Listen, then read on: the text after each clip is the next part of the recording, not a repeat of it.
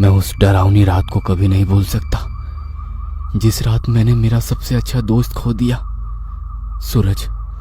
सूरज पाटिल नाम था उसका।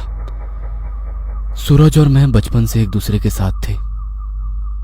दोस्त कम भाई ज्यादा था वो मेरा। 10वीं कक्षा के बाद हम दोनों ने लातूर के एक प्रतिष्ठित कॉलेज में प्रवेश लिया।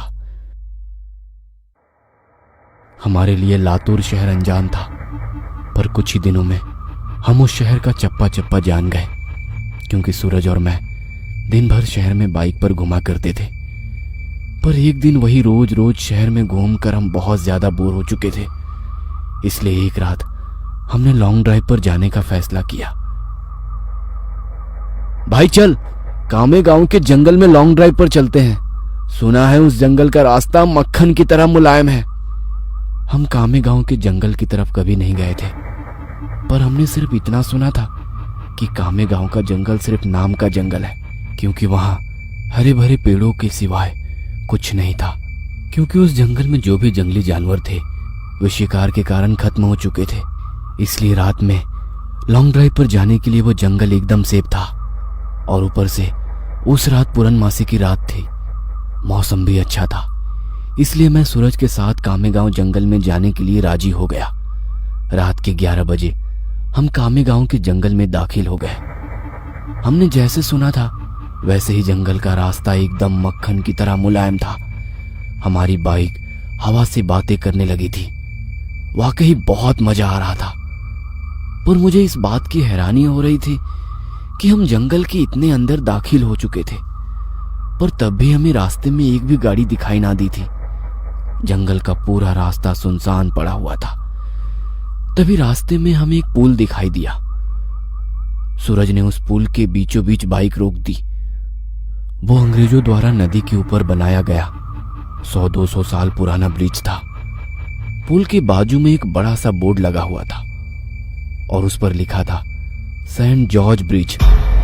हम दोनों पुल पर गए और खड़े हो गए। पुल के नीचे से नदी बह रही थी। पुल से कोमल हवा बह रही थी। पुल के नीचे बहती नदी के पानी में चांद दिखाई दे रहा था। माहौल बहुत खुशगवार था, लेकिन इतने में दूर कहीं जंगल में से एक भेड़िए की रोने की आवाज आई।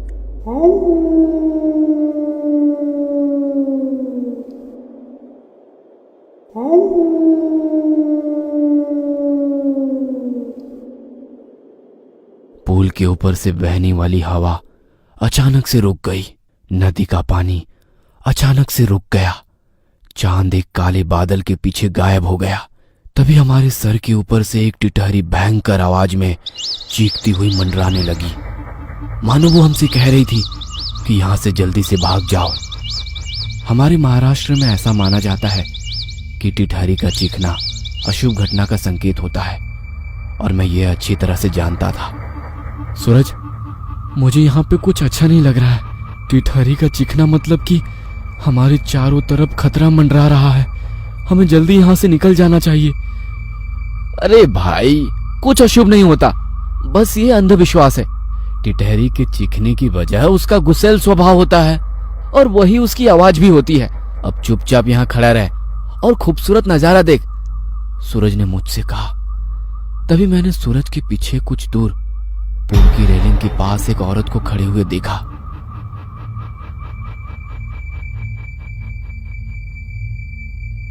दूर से तो वो दिखने में सुंदर लग रही थी,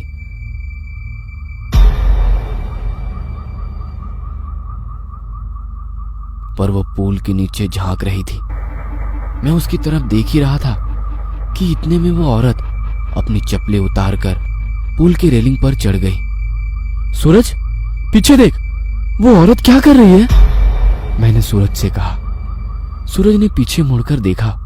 वो औरत अभी भी पुल की रेलिंग पर खड़े होकर नीचे देख रही थी। भाई, वो खुदकुशी करने की कोशिश कर रही है, सूरज ने मुझसे कहा। खुदकुशी, ये शब्द सुनकर मेरे हाथ पैर डर से कांपने लगे, क्योंकि जब मैं एक बच्चा था तब मेरे दादाजी ने खुद को फांसी लगाकर खुदकुशी कर ली थी, और वो मैं ही था जिसने उन्हें सबसे पहले फांसी पर लटकते हुए देखा था। ओ, नीचे उतरो, कहते हुए सूरज उस औरत को रोकने के लिए उसकी तरफ भागा, लेकिन मैं वहीं खड़ा रहा क्योंकि मेरे आंखों के सामने फांसी पर लटकते हुए मेरे दादाजी आ रहे थे। उनकी बाहर निकली हुई आंखें और मुंह में से बाहर निकली हुई जीभ और फांसी पे हवा की वजह से झूलती हुई उनकी लाश, वह सब मेरे आंखों के सामने आ रहा था। ओ चाची, नीचे उतरो! सूरज और जोर से चिल्लाया। सूरज की आवाज सुनकर मैं अपने होश में आया। सूरज उस औरत के बहुत ही करीब जा पहुंचा था, पर तभी वो औरत नदी में कूद गई। तब तक मैं दौड़ते हुए सूरज के पास जा पहुंचा। वो औरत हमारे आंखों के सामने नदी में डूब रही थी और चीख रही थी, वाचवा मला कोड़ी तरी, वाचवा वाचवा मला कोड़ी तरी। मतलब बचाओ, मुझे कोई बचाओ।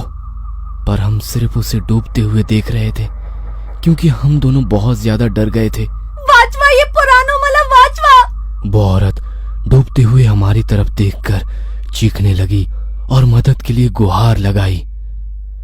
उसकी दर्द भरी चीखें सुनकर मेरे तो रोंगटे खड़े हो गए थे, पर तभी सूरज ने उसका टी शर्ट उतारकर मेरे मुंह पर दे मारा और पूल की रेलिंग पर चढ़ गया। रुक जा सूरज, मैं तुम्हें नदी में कूदने नहीं दूंगा। मैंने उसका हाथ पकड़कर उसे रोका। मुझे छोड़, मैं उस औरत को ऐसे मरने के लिए नहीं छोड़ सकता, उसने मुझसे कहा और मेरे हाथ से अपना हाथ छुड़ाकर वो भी नदी में कूद गया। सूरज नदी में कूदते ही उसने अपने आसपास देखा, पर उसे वो औरत कहीं भी दिखाई नहीं दे रही थी। उसने सोचा कि वो डूब चुकी होगी, इसलिए उसने गहरी सांसें ली और पानी के अंदर डुबकी लगाई। कुछ देर बाद वो नदी की सतह पर आया। मिली क्या? मैंने चिल्लाकर उसे पूछा। नहीं! सूरज पानी में से चिल्लाकर मुझे बोला और उसने फिर एक बार गहरी सांस ली और नदी में डुबकी लगाई। देवा सापड़ू तेरे तीबाई। मैंने आंखें बंद करके भगवान से प्रार्थना की और जब मैंने अपनी आंखें खोली तो मुझे एहसास हुआ कि मेरी दाहिनी ओर कोई है। मैंने झट से दाहिनी ओर देखा और मेरे पैरों तले जमीन खिसक गई क्योंकि मेरे बगल में ही पूल की रेलिंग पर वही औरत बैठी थी जो कुछ देर पहले नदी में कूद गई थी। वो किसी जंगली जानवर की तरह पूल के रेलिंग पर बैठी हुई थी और नदी में सूरज की तरफ देख रही थी। हाय कैसे शक क्या है, ये औरत तो अभी अभी नदी में कूद गई थी और मैंने खुद इसे नदी के पानी में डूबते हुए देखा था, तो ये अचानक से वापस इस पुल पर कैसे आ पहुंची? मैं मन ही मन सोच रहा था, पर तभी मेरी आंखें खुली और मैं समझ गया कि ये कोई औरत नहीं बल्कि एक चुड़ैल है और मैं डर के मारे कांपने लगा। सूरज! मैं डर के मारे जोर से चिल्लाया। तभी उस चुड़ैल ने मेरी तरफ देखा और जैसे ही उसने मेरी तरफ देखा मैं सिर से पैर तक कांपने लगा। उसका चेहरा काला और आंखें पीली थी, माथे पर बड़ा सा कुमकुम था और नाक में बड़ी सी नथ थी। उसके नुकीले दांत उसके मुंह से बाहर निकले हुए थे और उसके नाखून जंगली जानवर की तरह लंबे और नुकीले थे। क्या हुआ, मुझे ढूंढ रहे हो? उस चुड़ैल ने मुझसे पूछा और डर के मारे मेरा गस्सा सूख गया। सूरज हड़ाल! मैं फिर से चिल्लाया और मैंने पुल से नीचे नदी में देखा। सूरज पानी की सतह से हमें घूर रहा था। उसे भी पता चल चुका था कि वह कोई औरत नहीं, एक महिला नहीं बल्कि एक चुड़ैल है। सूरज हमें चौड़ी आंखों से देख रहा था।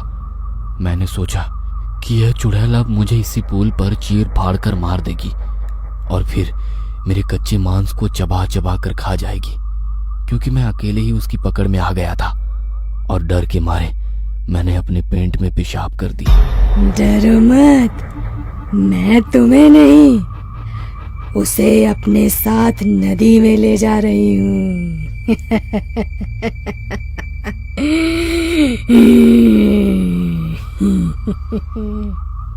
उसने मुझे नदी में तैरते सूरज की ओर इशारा करते हुए कहा। जब मैंने ये सुना तो मेरा दिल डर से दहल उठा।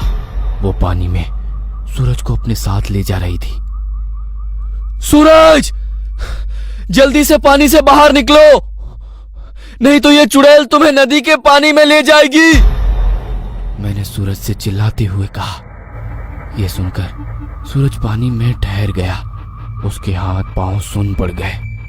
उसे एहसास हो गया था कि वह नदी में से बाहर नहीं निकल पाएगा, क्योंकि वो नदी के बीचों बीच था। वो काफी डर गया था। भाई, मुझे बचाओ! सूरज ने मुझसे विनती की। ये सुनकर चुड़ैल मेरी तरफ देखकर मुस्कुराई और उसने पुल से सूरज पर छलांग लगा दी। धीरजिया! सूरज आखिरी बार चिल्लाया और वो चुड़ैल उसे पानी के अंदर ले गई। कुछ देर तक पानी में से बुलबुले निकलते रहे, पर कुछ देर बाद वो भी बंद हो गए। मैं आंखें फाड़ फाड़ कर नदी के पानी में देख रहा था और सूरज को पुकारता रहा, पर इतने में मुझे नदी के पानी में खून दिखाई दिया। मेरी आंखों में आंसू आ गए और मैं समझ गया कि उस चुड़ैल ने सूरज को मार दिया है। मैं वो सदमा बर्दाश्त ना कर सका। मेरी आंखों के सामने अचानक अंधेरा छा गया और मैं उसी जगह पर बेहोश हो गया। जब मुझे होश आया तब सुबह हो चुकी थी। मैं 4-5 लोगों से घिरा हुआ था। पुल पर काफी सारी लोगों की भीड़ जमी हुई थी। लोग पुल के नीचे झांक कर देख रहे थे।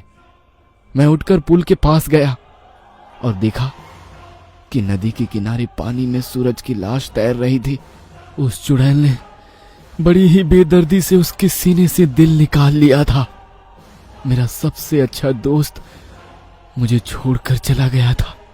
उस दिन मुझे कामे गांव के लोगों से पता चला कि वो उस नदी में 100-200 साल पहले से ही एक चुड़ैल का वास था।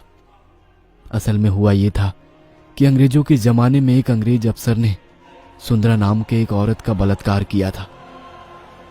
ये बात आसपास के सब गांव में फैल गई थी।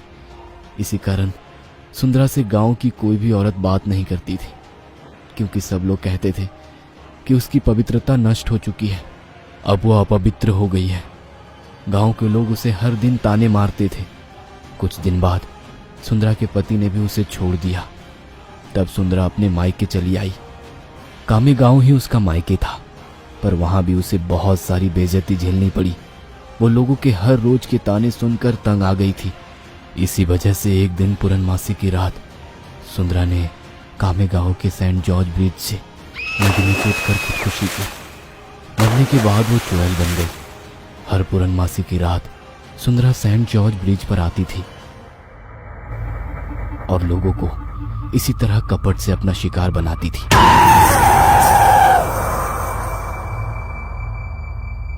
जब आसपास के गांव में ये खबर फैल गई कि कामे गांव के सेंट जॉर्ज ब्रिज पर चुड़ैल का वास है, तो लोगों ने रात को सेंट जॉर्ज ब्रिज की तरफ जाना छोड़ दिया। पर जिन लोगों को यह मालूम नहीं था वो सुंदरा का शिकार हो गए।